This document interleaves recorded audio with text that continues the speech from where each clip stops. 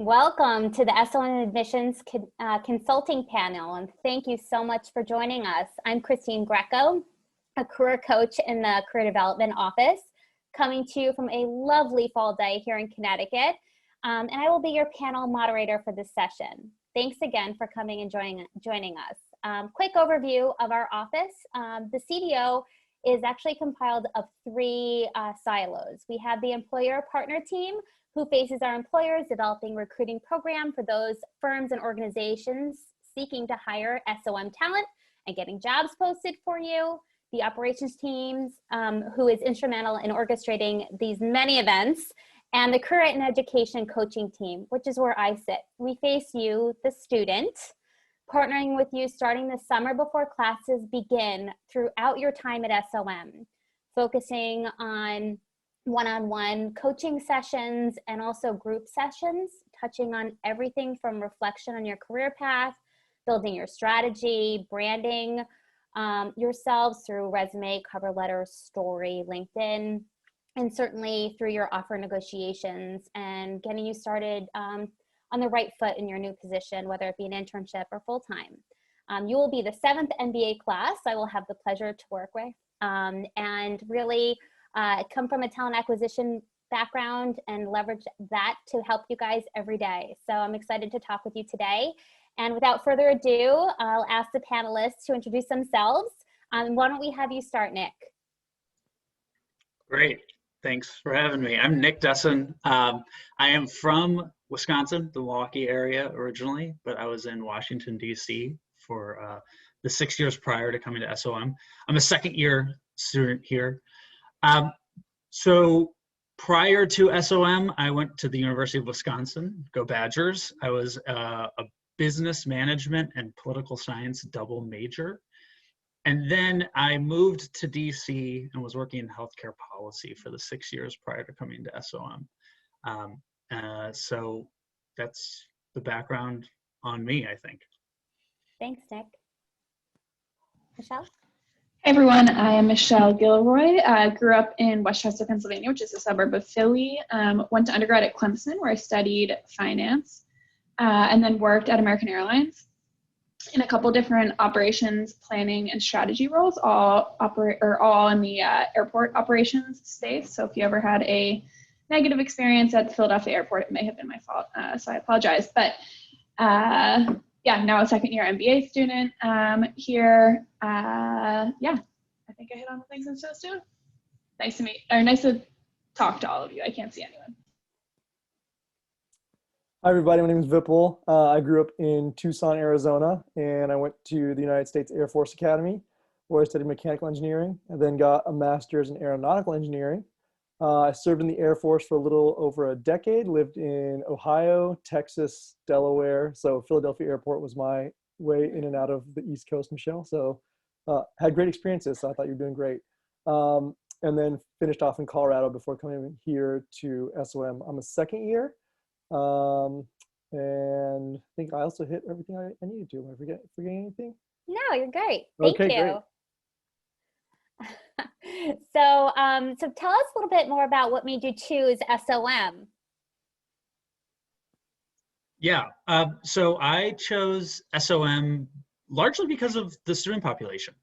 I come from, a political and policy background, and really enjoyed being in Washington, D.C., surrounded by others interested in that space. And I found the student population at Yale SOM to replicate that. A lot of the business and society applicants come to SOM, obviously. So that was the biggest attraction to me, is who my peers would be, who I could learn from, and have a business education that wasn't solely focused on, the financial side of things, but also students very interested in how it affects society in the world. Great.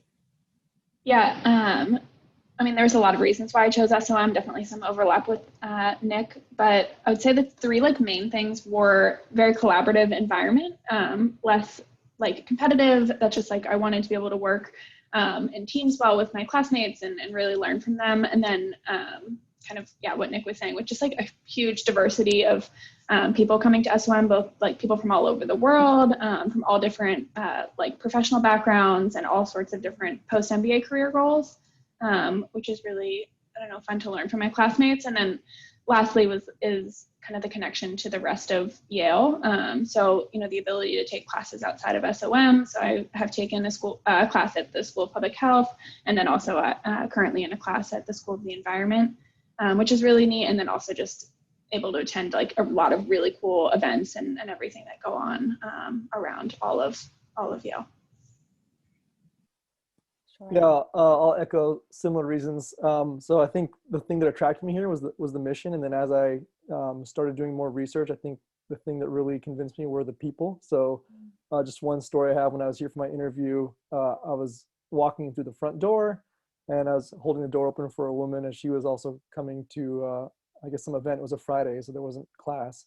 And then, you know, she just casually mentioned, "Oh, are you here for an interview?" And I go, "Yeah." She goes, "You're gonna do great. Good luck." And that just was, you know, that like kindness and warmth, I think, is very indicative of the average SOMer. And the longer you stay here and the more you get to know people, you just realize that this is truly a special place.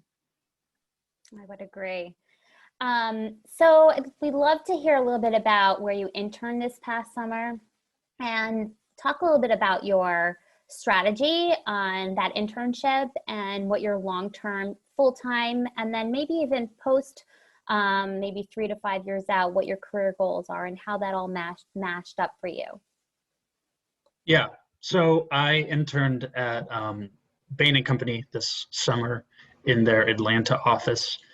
And for me, I was, you know, recruited heavily for consulting, strategy consulting, general management consulting.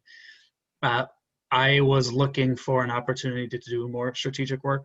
That was kind of one of the biggest reasons that I got my MBA, is that I wanted to kind of move beyond some of the tactical, repetitive work that I was doing in healthcare policy. I want to have more strategic impact. So management consulting for me was where I wanted to go, opportunity to branch out beyond just healthcare. But also big picture wise, I really do enjoy healthcare. And the long-term trajectory that I see for myself, which, you know, things change frequently, but is to still end up in healthcare and to use my time at Bain & Company for, you know, I hope to be there for a long time, but then eventually to pivot to back into the healthcare space. So that's how it worked for me. That was my general thinking around pursuing consulting and how it can help me advance to kind of the leadership level in healthcare organizations, specifically on the provider side is where I have the most interest. Nick, can you share with us how you sort of crafted the strategy for yourself as you entered as a first year? Sure, crafted the strategy. So one thing that was really helpful was I did feel pretty overwhelmed at the onset of my MBA, but I did meet with career coaches to kind of craft my recruiting strategy, and I had kind of a parallel path strategy. So what I wanted to do, and kind of my goal, was to go into general management consulting with the opportunity to expand beyond healthcare.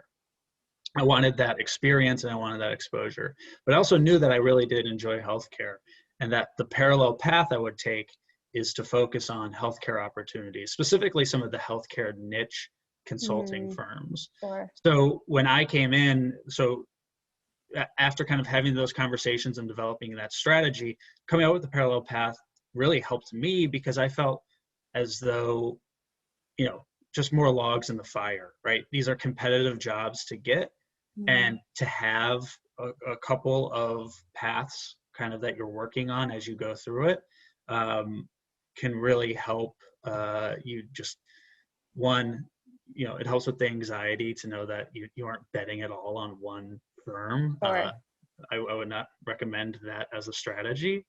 And two, you know, it just continues to give you exposure to awesome firms and meet really cool people, and they have different perspectives and are doing different interesting work. Yeah. Awesome. Thank you. Sure.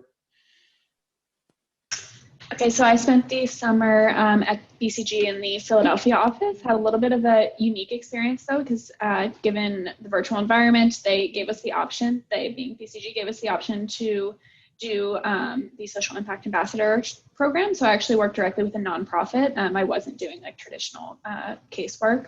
So that was a really neat, unique opportunity, and nice to be able to help out a nonprofit that really needed some help in the time.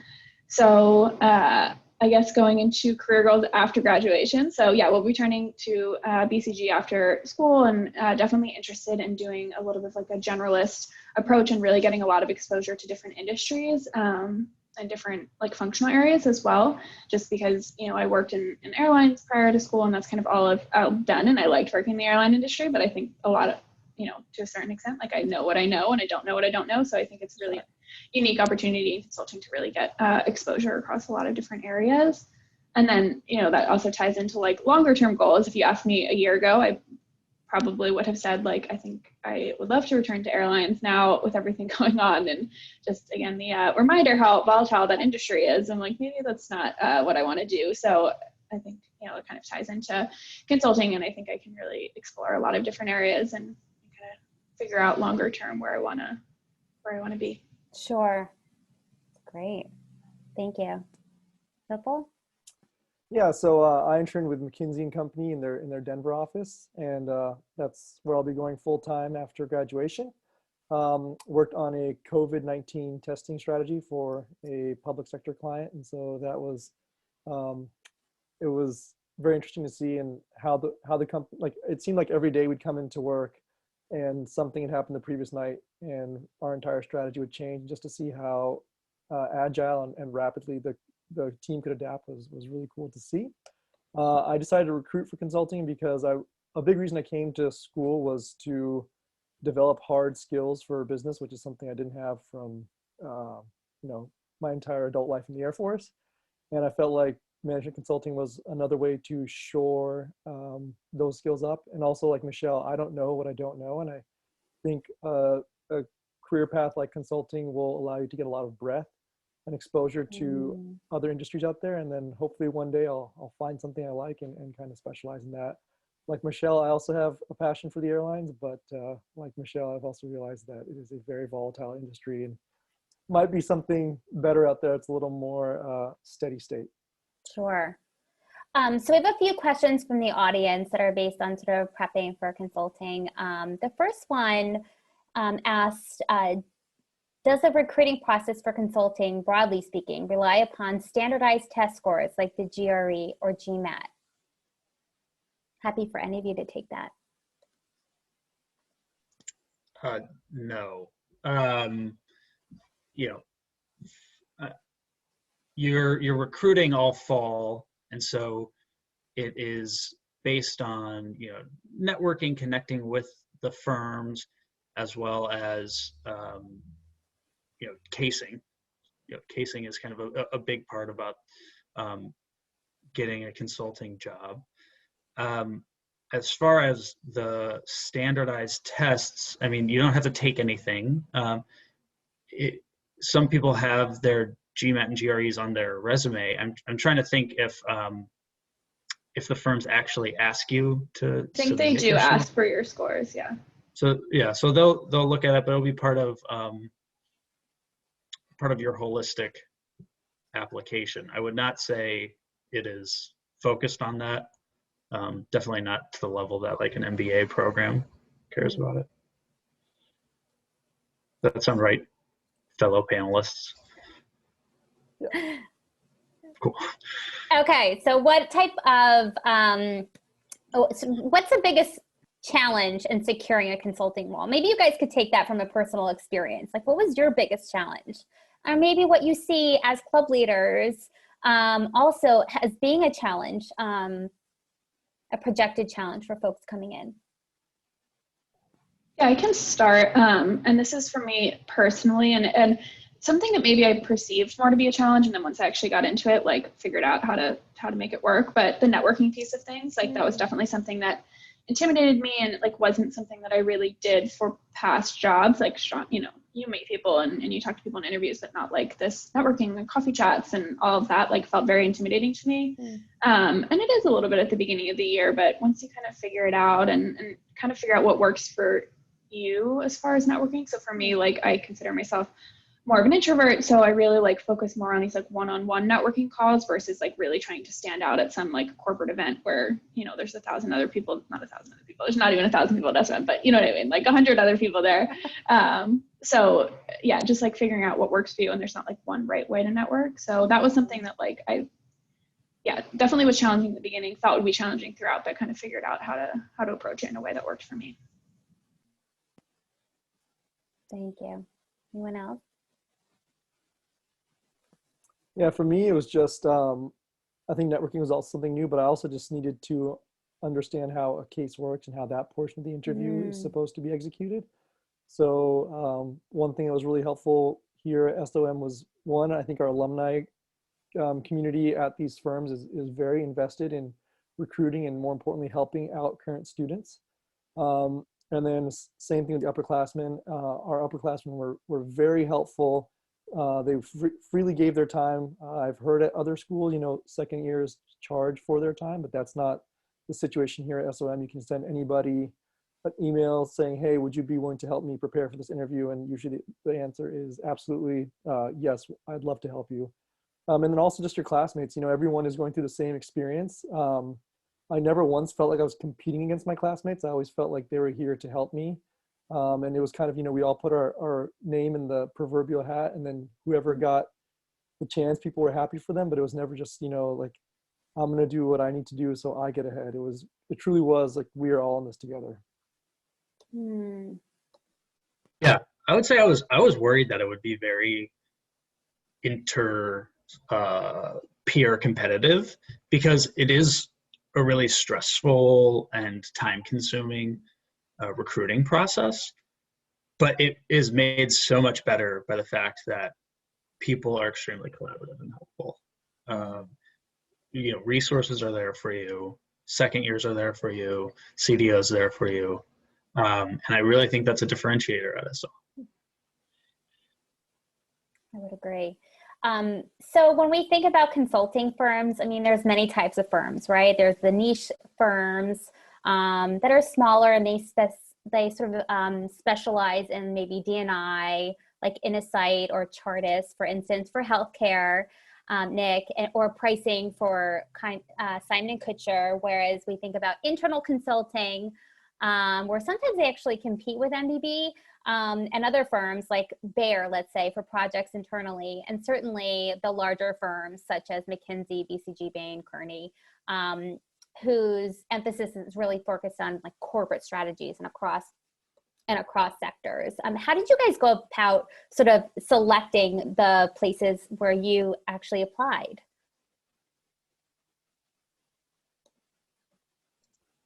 I can start. You know, my parallel path strategy was how I approached it. There are a lot of niche firms, so I had decided on what niche I wanted to focus on. That was the healthcare niche, as well as then the other path was the broader general management, strategic management firms. So that's how I decided.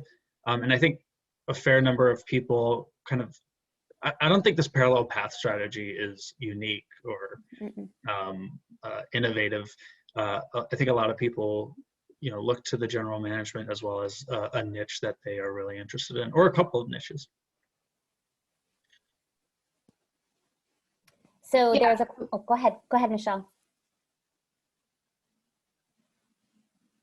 Oh, I was just going to say, you know, I was, like I said before, more looking for something that offered a little bit more broad. So I was focused on like those larger firms that would allow me to not be working in one industry, because I just didn't know what kind of focus I wanted. So I kind of had a different approach. And then when I was looking at like other options, I looked more at non-consulting roles and like internal rotational programs and stuff like that kind of offered that option to move into different areas, and that, you know, different type of company, but similar benefits. Sure. So there's a question Oh, go ahead, Vipul. My wife also works, and so we wanted to balance her career and mine. And so we were kind of very geography focused in our search. We wanted to be near family, so that was either the Southwest or the Mid-Atlantic. So we looked at the firms that had offices there, and that's kind of how we chose. And also had a parallel strategy like Nick and Michelle. So there's a question from the group. Is it possible to get into particular practice of consulting? So a particular arm of a Bain, BCG, or McKinsey, say capital projects, infrastructure, healthcare, digital, et cetera. Yeah, I think all those options exist. That's just a journey you need to complete on your own and figure out what's the right place for you and why you want to apply to that particular segment of the company. And really any doors open once you come here. So you can do pretty much whatever you'd like. So if consulting is someone's backup option and tech is primary, would the recruiting timelines clash?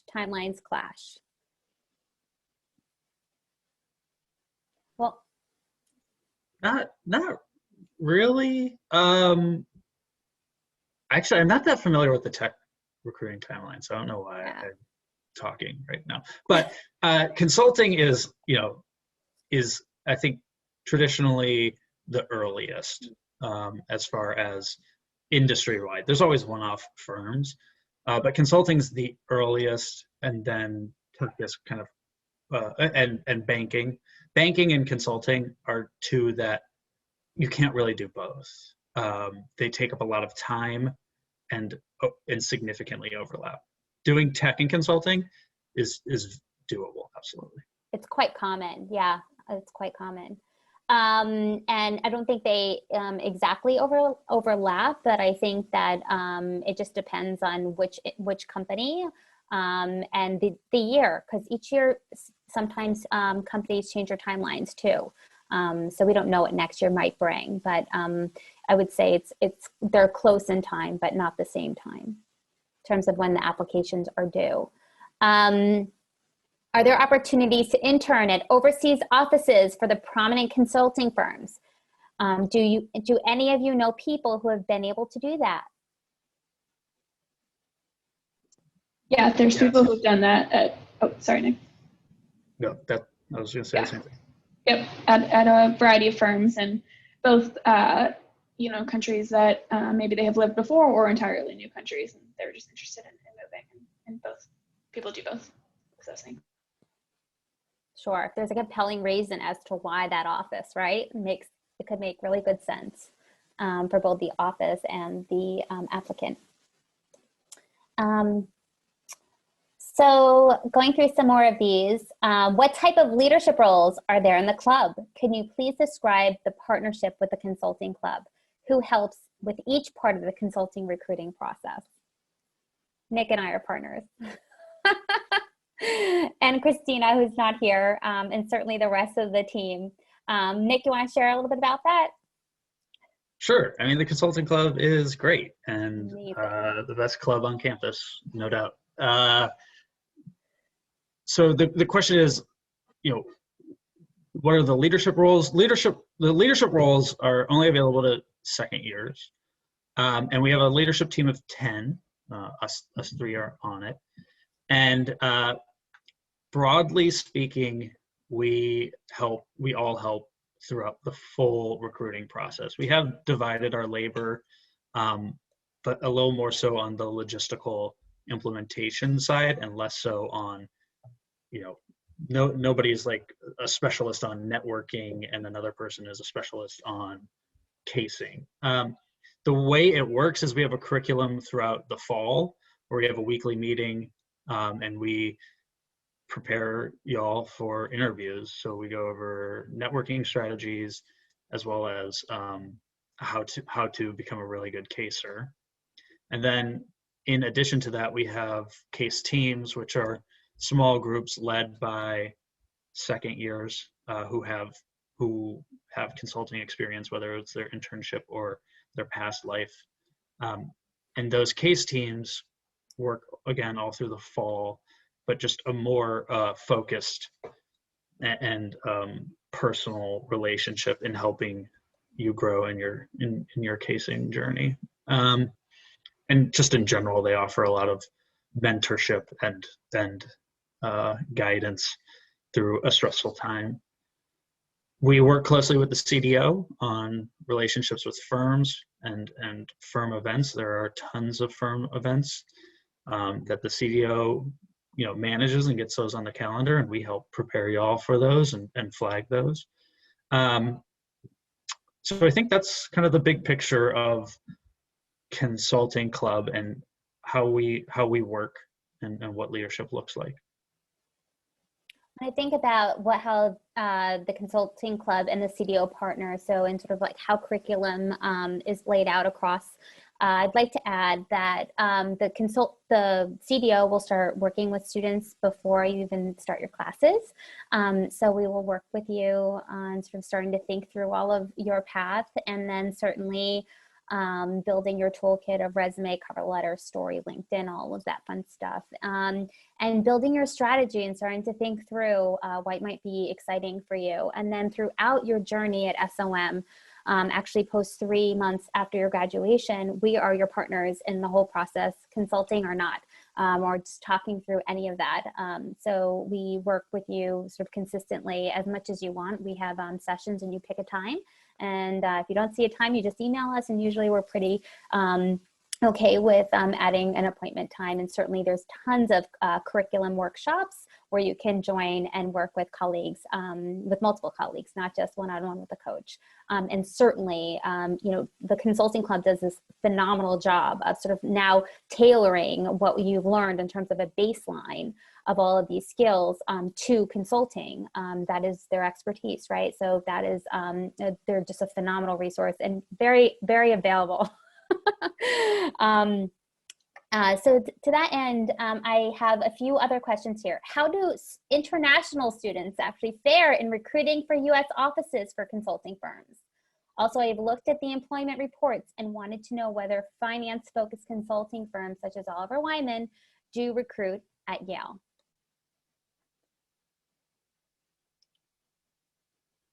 I can definitely jump in on this. So in terms of international students in U.S. offices, I think that, so far we've seen the firms saying all sponsorships are available, so apply. And that was in this current state, we don't know all the things that will happen, but so far that's how it's been.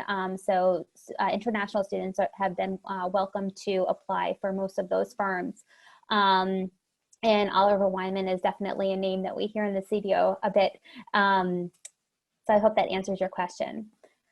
How does it work if a student wants to recruit at an office in Los Angeles or London, as opposed to Boston or New York, which are close to New Haven? They got a great panel for that question, because us three kind of aren't in that neck of the woods. I'll say I did Atlanta, and it totally works. Yeah. There aren't that many folks from the Atlanta office that come to New Haven, but there are some, and I was able to kind of carve my own path, and I actually thought, by the end of it, that was actual benefit in some sense to not be going to the major hubs by New Haven. That was my experience. Yeah, I would agree. The firms do a good job. I mean, this year is obviously different with everything virtual, and I don't know exactly how it's working, but hopefully things will be back to how kind of we had it last year. But they do a good job of bringing in people from a wide variety of offices to these like early on firm events. And then some of the coffee chats and stuff, like those are more likely to be happening with consultants from like New York or Boston, just because it's closer. But people from all over, and then people are always willing to connect. Like I did a lot of my networking just over the phone, and it worked great. Yeah. And I got to visit the BCG office when I was home for Thanksgiving break, which was like helpful. And so yeah, definitely not too difficult. Yeah, I just like what Michelle and Nick said, that the SOM community is really great. And so if there's an alum in the office, it's a very easy way to network in. And even if there isn't an alum, you can usually find someone in a bigger office like New York or Boston, they can usually connect you to an office that might be geographically further away, or maybe it might not be as big. So geography is not an issue. Right. So this student said, or prospective student said, "Hi, thanks for doing this. Is strategy consulting recruitment truly background agnostic? For those coming from non-traditional backgrounds, what can they do both pre and during MBA to maximize their odds?" Yeah, I mean, we can, like, just in the consulting club leadership, we have people coming from like all backgrounds. There's people who are former teachers, people coming from the Air Force, like really all sorts of different backgrounds, and some people coming from slightly more like traditional business backgrounds. But I think they're open to getting just like smart people who can solve problems, which isn't dependent on your background. And the core curriculum really helps too with preparation. Like I would say, especially in fall 2, which is like right before interviews are happening. Like you're learning a lot about like these kind of business basics, which are super helpful in casing and like just having discussions. And then obviously by the time you actually start consulting, like you'll have an even stronger background as you've gone through the rest of the core curriculum through internship, and then the rest of your MBA for full time. Very good. That was great. Thank you, Michelle. So what is a typical recruiting interview for consulting like, or does the format depend on the industry? Is it more of a dialogue pitched by you or a combination thereof?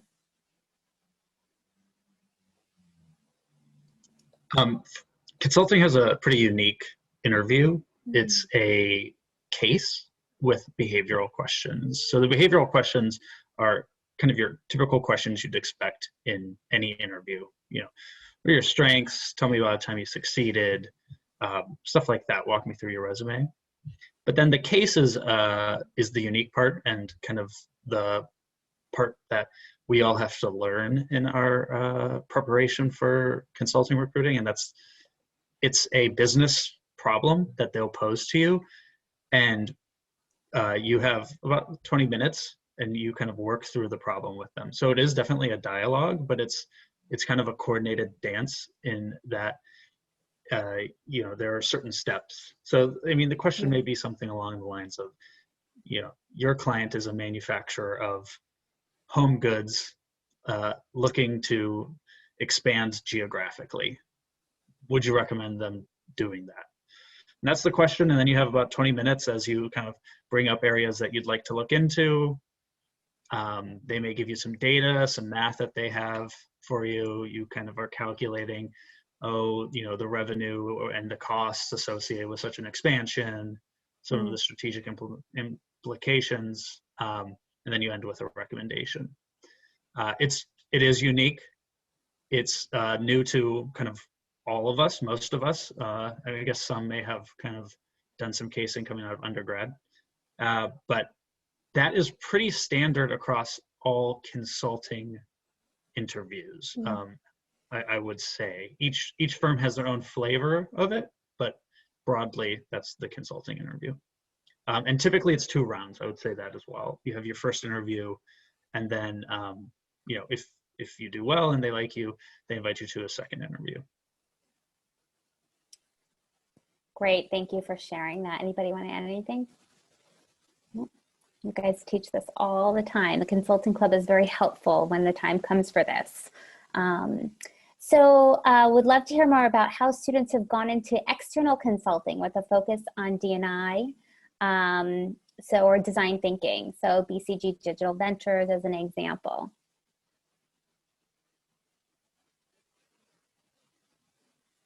So how you've gotten into it is sort of general, but I think, would anybody like to take a stab at this?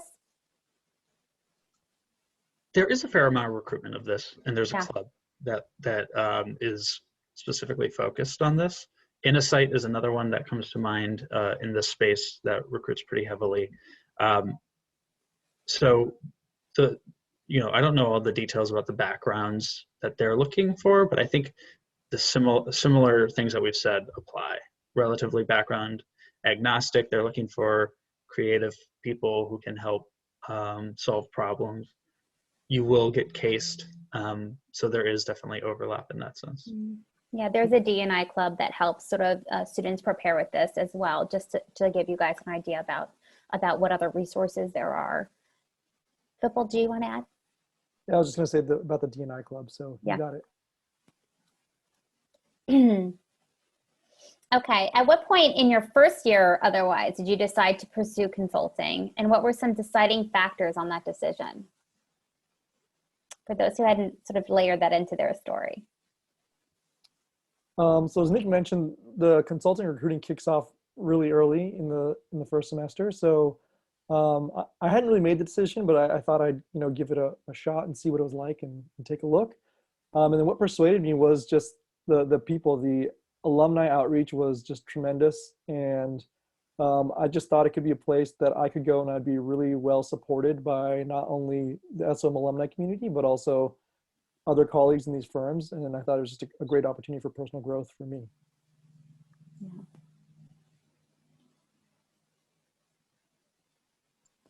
Yeah, you have to kind of decide pretty early. That was a little daunting, for sure, especially coming from a non-traditional business background. But I had decided pretty early. One nice thing that we touched on is it doesn't really overlap with much as far as the recruiting calendar goes.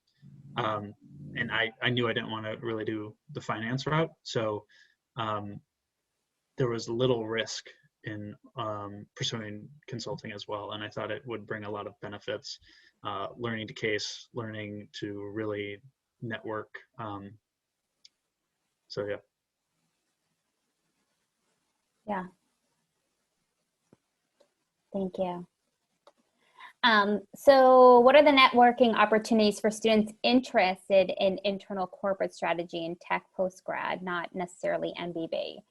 So you're thinking more sort of internal strategy, and I'm happy to jump on this. I think networking, you're going to find that the SOM community is extremely happy to help, and it's only an outreach away really to get on the phone and have your own coffee chat. So something that may not be set up by the school, but is certainly something you can set up on your own. And you're going to find that I think the alumni are extremely happy to jump on the phone and help you explore a path that you might be interested in, and help you sort of guide you through what, maybe talk about what what their experience has been, and certainly how they went to make the decision to maybe, recruit for that space or another. So I think those conversations are going to be pillar and really monumental in helping you craft your strategies, and asking people like, your club leaders and alumni, they're really quite helpful in sussing out and being available for you. Can you explain cases in which students who were unsuccessful in landing consulting were able to pivot to an alternative route? And how is the CDO helpful in this process? So I'm happy to help, but if there's anything you guys want to add, I'll give it to you first, Vipul. So yeah, the consulting recruiting process is competitive. More people or fewer people get slots than I guess don't. But the CDO is here regardless of which career field you choose. For me personally, they help me write my resume, my cover letter, get my story straight, and kind of translate a very jargon-filled background into something that could be understood by a broad audience. But everyone in the office truly does work for the students, and they want to see the best outcome. So if you don't land a consulting job, it's nothing to be worried about. The CDO will ask, what do you want to do? And they will really go to bat for you and try to find as many resources as possible. And, we had friends who didn't get an internship, and then they went off and did something else, an internship in another field with a lot of help from the CDO. And then they came back after that this summer, and now they've gotten full-time offers. So it is just a tremendous resource. And I think the size of our school and the staffing of the CDO is something that's really special, once again, to SOM. So. Yeah, I think that's a common conversation that, that happens, is just sort of thinking through what Nick has shared as this parallel path that you might be thinking about. And that's okay. There can be multiple facets to your strategy, and that's what makes you interesting and you. So helping to nourish those multiple paths and thinking through, so, you know, maybe what could help you get there full time. So what can we think about in terms of your summer experience to help you get to where you want to be for full time? And sort of building sort of a stepping stone path, I think, is really important to also include in anybody's strategy. Yeah, Michelle, did you want to add? No. Okay, got it. So we have a few more minutes. I'm going to just make sure I get through these questions. Can you please speak a bit about the support YLSOM offers for students interested in social impact consulting, management consulting specifically geared toward nonprofits and social sector?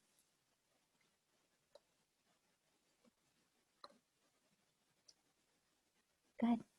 So this is a common interest at SOM. So Yeah. I think first a callback to your peers in that, you know, this is the SOM brand.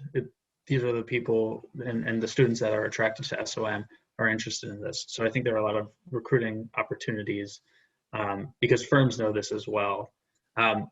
And as you think about just the overall support there for it, this would be part of the consulting club support and part of the CDO support. So as Vipul said, you know, the CDO is there for you no matter what, but this is a field in which, you know, they have experience in. And then the consulting club, when you're looking at social impact consulting,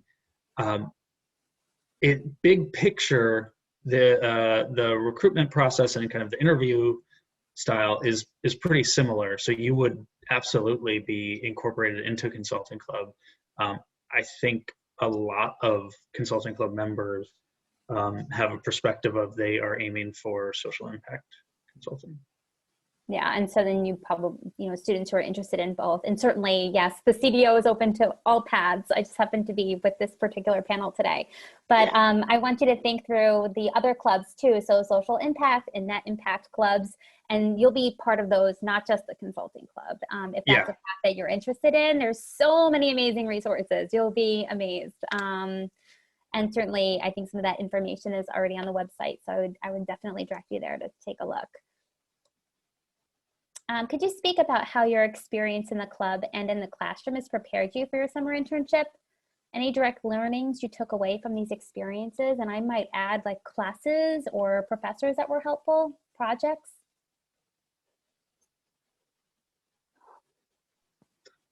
Vipul and I were talking about this the other day.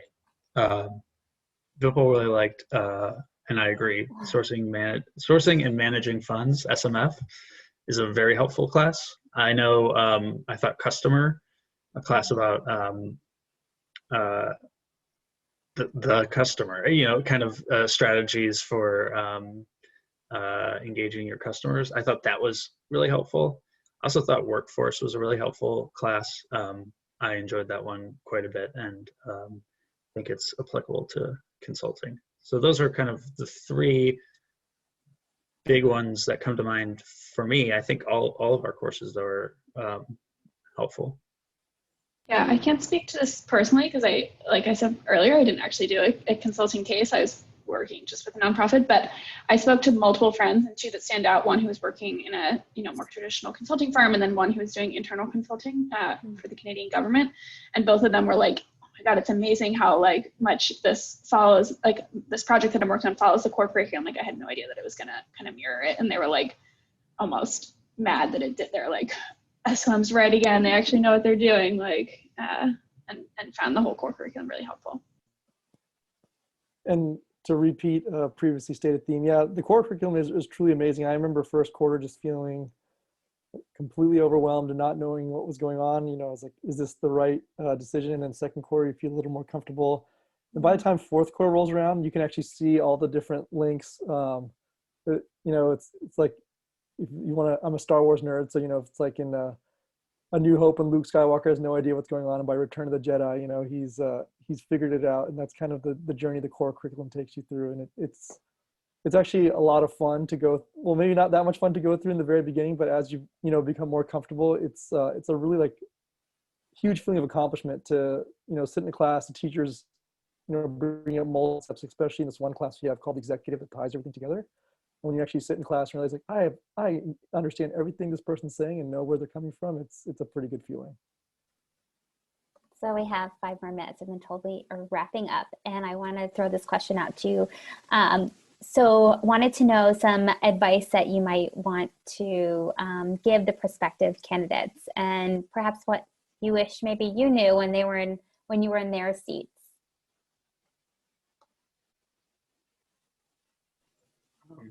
I'll start. I think the biggest advice is the MBA experience is quick. Consulting especially, we talked about the early recruiting cycle.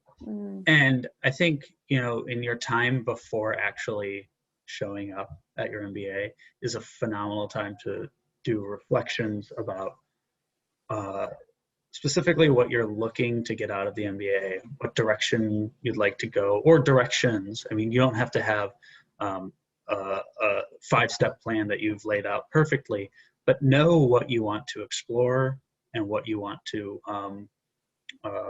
look into, because there are a ton of opportunities. It's almost too many opportunities. Yeah. And you need to, I wish I had known that beforehand, that SOM is going to give you a million of things that are really cool and you want to do.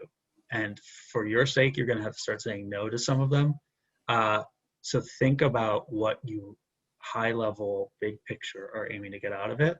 And I think that will help with your MBA experience. Yeah, what I was going to say is pretty similar to what Nick just said, but I'll even bring it back to like the actual application process. I think can be a really good time to reflect. It kind of forces you to, when you're writing these short answers about your long-term career goals and your short-term career goals and the essays and everything. So I don't know, take the opportunity where like, don't just, I don't know. You can go beyond like even what they're asking you and really use it as a time that just, again, forces you to reflect on like what you're doing with your life, why, both professionally and personally. And yeah. Thank you. I think for me, I wish I would have thought about, there's always a million reasons not to do something, right? So you could say like, I'm a non-traditional candidate, or I don't have a strong enough score, or maybe my grades weren't the best, but I think all you need is one reason to do something. So if you really want to come here, absolutely apply. I think everyone who's here is just really happy with their decision, really happy with how things worked out. And if, they had the cliche of a time machine, they wouldn't go back and change a thing. So, we just are really glad with the people we have here. It's what makes our place special, and we just want to keep that going. So in order for that to happen, we need great people to apply, though. Yeah, it's a great time to reflect. It's a great time to think through this. What a wonderful set of advice for the group. Thank you to all of the participants who joined us today. We had quite a few, and certainly our panelists who are always here for you guys, and certainly our, and our current students always. It's just, it's unbelievable. We're so lucky to work with you. I hope this was helpful for all of you, and I wish you all to be safe and be well, and hopefully we'll see you in the fall.